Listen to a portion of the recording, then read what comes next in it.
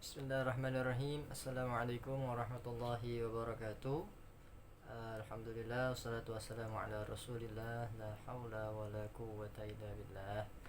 Apa kabar anak-anakku semua? Mudah-mudahan dalam keadaan sehat walafiat. Kita awali kegiatan kita pada pagi hari ini dengan membaca suratul Fatihah. Mudah-mudahan apa yang kita pelajari menjadi ilmu yang bermanfaat untuk kalian, manfaat di dunia dan di akhirat. Amin ya Allah ya rabbal alamin. Ala hadhihi niyyah al-Fatihah.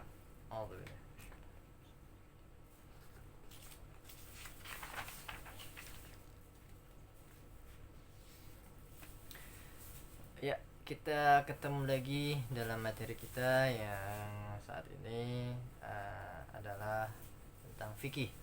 Kita membahas di bab yang kedua ini di LKS kalian bisa buka, itu tentang tata cara bersuci.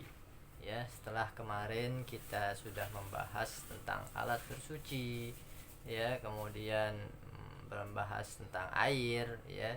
Kita sudah membahas tentang air, alat bersuci, batu, ya. Sekarang kita membahas tentang tata cara bersucinya.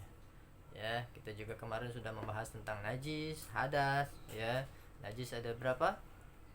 Ada 3, ya kan? Najis mukhafafah, mutawassithah dan mughalladhah. Kemudian ada hadas kecil dan hadas besar. Ya, itu semua kita sudah bahas di pertemuan yang sebelumnya, sebelum kita ulangan harian kemarin, ya. Sekarang kita masuk ke pembahasan selanjutnya, yaitu tata cara bersuci. Ya, tata cara bersuci. Kalian bisa buka LKS-nya di halaman 12. Ya, di situ tentang pengertian toharoh. Ya, kembali lagi kemarin kita sudah bahas, kita ulas sedikit lagi tentang pengertian toharoh. Ya, di sini disebutkan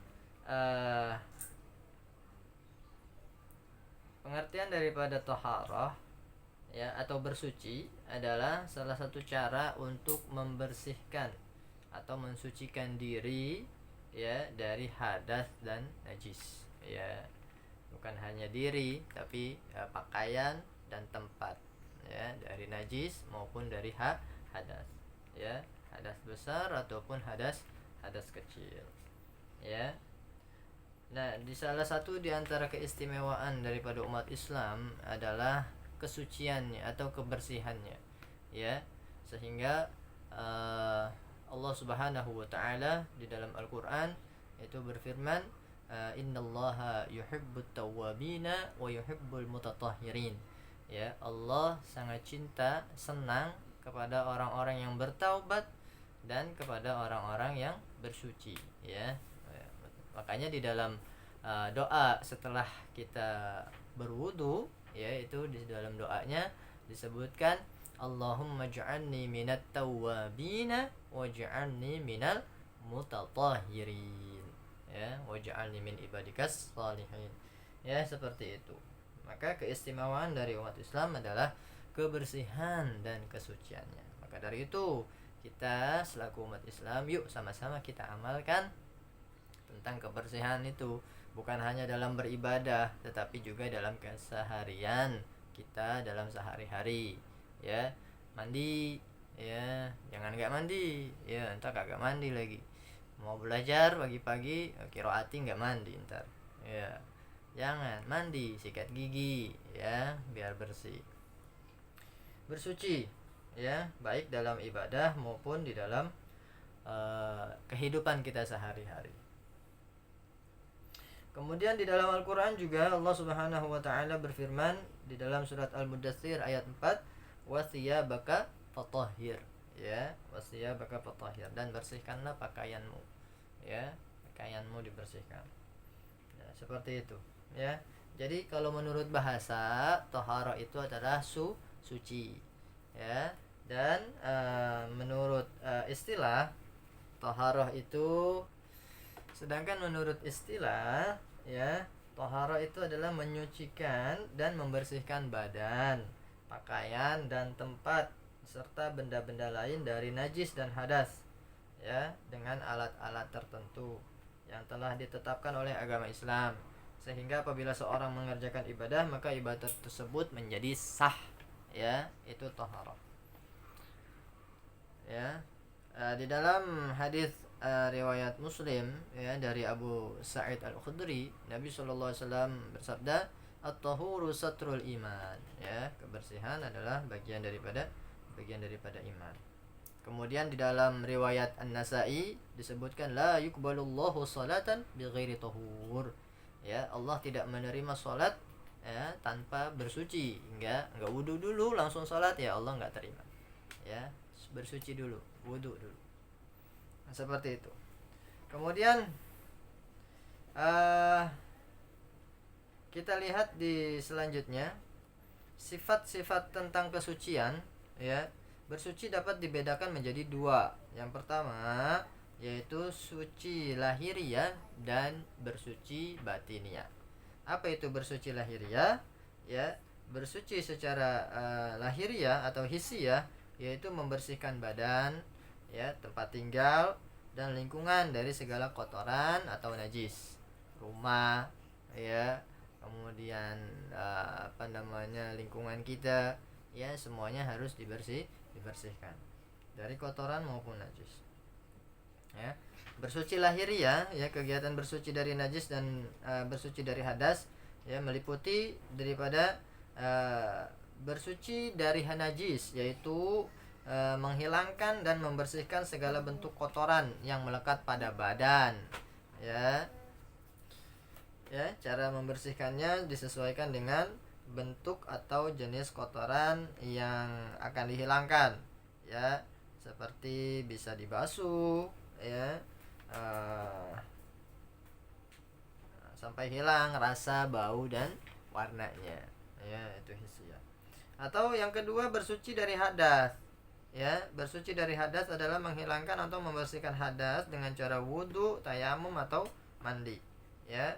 Cara membersihkannya juga berbeda-beda, ya. Bisa dengan wudu, tayamum atau mandi, seperti itu. Kemudian bersuci batiniah, ya. Bersuci batiniah yaitu menghilangkan dan membersihkan jiwa dari segala kotoran batin, ya, berupa dosa dan perbuatan maksiat.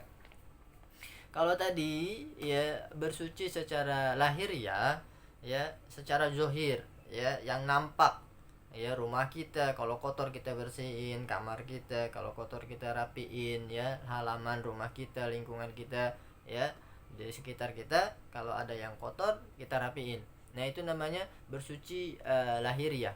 Kemudian bersuci ketika kita mau sholat, ya, bersuci dalam pakaian, ya kan, kemudian dalam hadas, ya, ada terus tempat sholat, ya, itu namanya bersuci secara lahiriah, ya, secara lahiriah. Artinya kita membersihkan sesuatu kotoran atau najis yang kita lihat, ya, seperti itu. Jadi cara menghilangkannya, ya, tadi seperti kita basuh atau kita lap, kita pel, ya, sampai hilang rasa, bau dan warnanya, seperti itu. Kemudian yang kedua bersuci batiniah. Bersuci batiniah ini hati, ya.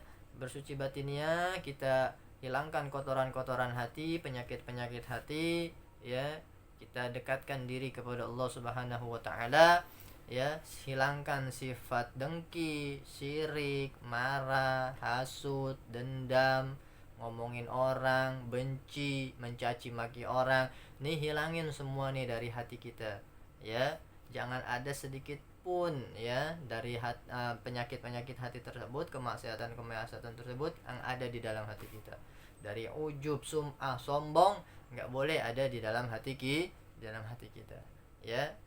Supaya apa? Supaya kita nanti bertemu dengan Allah Subhanahu wa taala di yaumil qiyamah dengan hati yang selamat, ya. Karena nggak ada lagi yang bisa menolong kita, ya, nanti di yaumil qiyamah.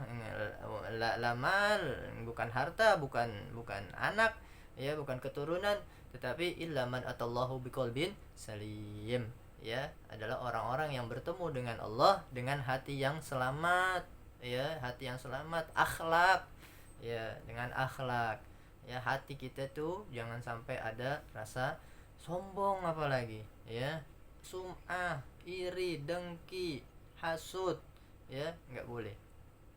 Jangan ada rasa-rasa yang seperti itu. Ya, hilangkan semua rasa-rasa atau penyakit-penyakit hati.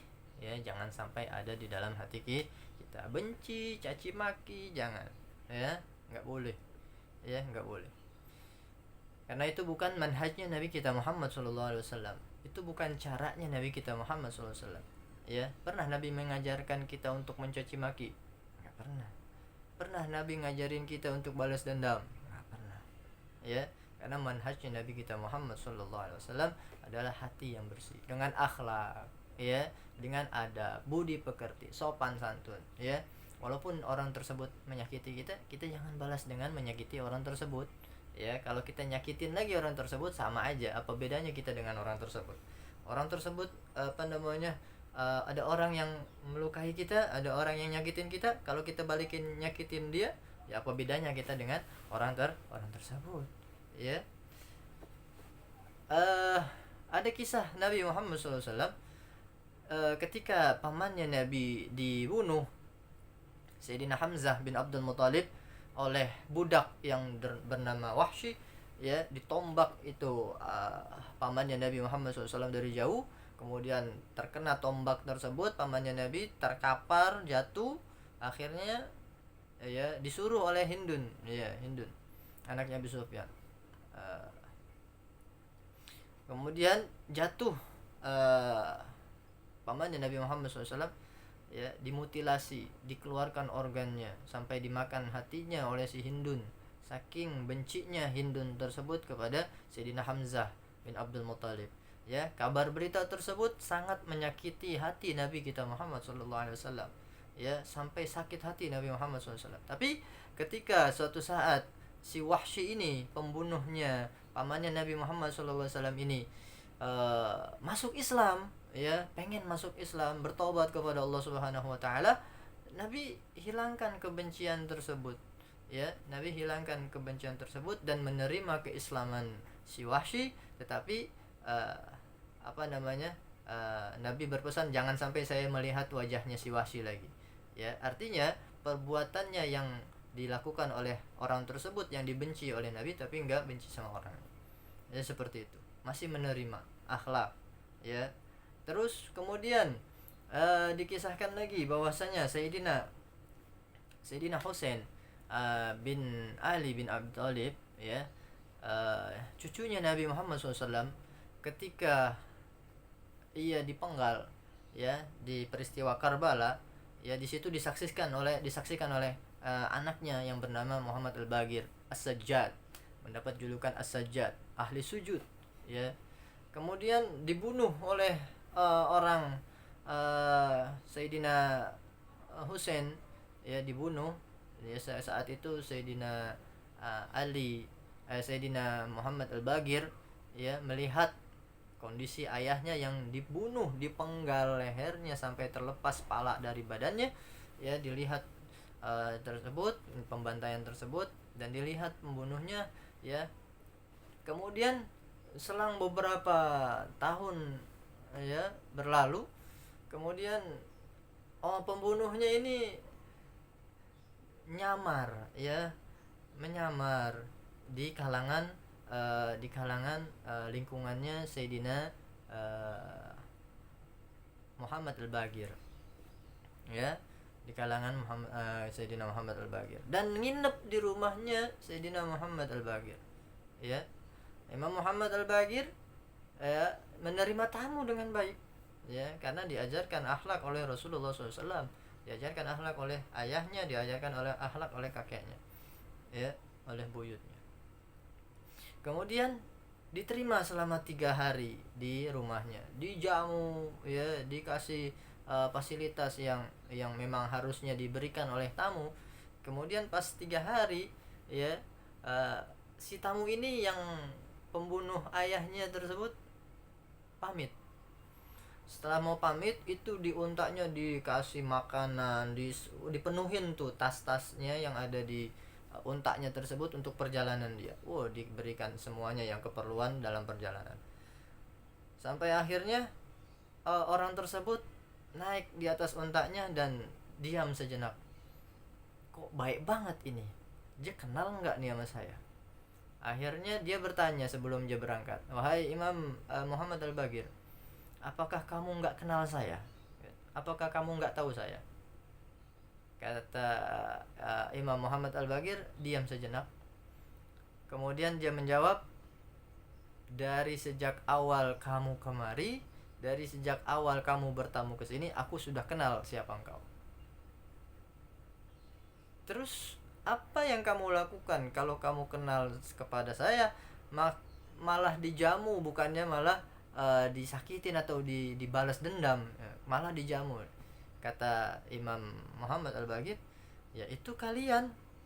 Kalau saya nggak seperti kalian, ya, kalian saya memperlakukan tamu ya seperti apa yang diajarkan oleh orang-orang tua saya, bahkan kepada diajarkan oleh kakek-kakek saya. Kalau kamu ya udah begitu, ya tukang bunuh, tukang caci maki, tukang dendam, tukang fitnah, tukang hasut dan lain sebagainya, ya udah ente aja. Ana mah enggak gitu. Ya, itu akhlak, ya, akhlak. Kalau kita ketemu sama pembunuh atau ada orang yang nyakitin keluarga kita apain kira-kira? Ya. Ya, makanya jauhin yang kayak gitu. Redam. Jangan sampai kita sama seperti orang tersebut. Ya, jaga akhlak. Ya, kita bersihkan, sucikan hati kita dari hal-hal yang seperti itu. Kemudian lanjut ke materi selanjutnya, yaitu hadas kecil, ya, dan tata cara taharahnya. Sebagaimana Nabi sallallahu alaihi wasallam bersabda, la yaqbalullahu salata ahadikum idza ahdatha hatta yatawaddaa. Ya, Allah Subhanahu wa taala tidak akan menerima salat seseorang apabila ia berhadas sehingga ia berwudu. Ini hadas kecil. Hadas kecil ya apabila orang tersebut ya kencing, buang air kecil atau buang air besar atau kentut ya atau kentut. Nah, ini orang yang berhadas kecil ya, hadas kecil. Dan cara menghilangkannya itu bisa dengan berwudu ya. Mana sih hadas kecil? Diantaranya tadi yang sudah disebutkan, dan diantaranya lagi adalah hilangnya kesadaran atau hilang akal, seperti tidur, gila ya, ayan, pingsan. Nah, itu hilang akal. Tidur hilang akal ya. Orang tidur hilang akalnya, nggak bisa diajak ngobrol. Iya. Orang pingsan ya, orang ayan nggak bisa diajak ngobrol, hilang akalnya. Kalau udah tidur ya wudunya batal, itu berhadas dia. Kemudian keluarnya sesuatu dari dua pintu, yaitu kubul dan dubur ya, baik benda padat, cair atau angin, yaitu BAK, BAB, kentut ya, itu. Kemudian dengan sengaja bersentuhan kulit antara laki-laki perempuan yang sudah balik, yang bukan mahram ya, bersentuhan ya, kulit sama kulit megang, nggak ada pembatas, nggak ada penghalang, batal ya. Orang yang sudah balik bukan mahram bersentuhan, batal. Kemudian menyentuh atau memegang alat kelamin ya, baik anak kecil, orang besar ya, baik punya sendiri atau punya orang lain ya, nyebokin ade, nyebokin anak ya, nah itu batal. Seperti itu. Man massa dzakaruhu falyatawaddo'a. Ya. Siapa yang memegang kemaluannya, maka dia berwudu ya, berwudu. Oke, sampai di sini insyaallah paham ya. Mudah-mudahan kalian bisa lanjutkan, kalian baca-baca lagi ya ketentuan berwudu sampai di macam-macam mandi. Insyaallah kita akan lanjutkan lagi di pertemuan yang akan datang. Mudah-mudahan apa yang kita pelajari pada hari ini bermanfaat ya, bermanfaat di dunia dan di akhirat. Wallahu a'lam bishawab. Rabbi zidna ilman warzuqna fahman. Demikian, terima kasih atas perhatiannya. Assalamualaikum warahmatullahi wabarakatuh.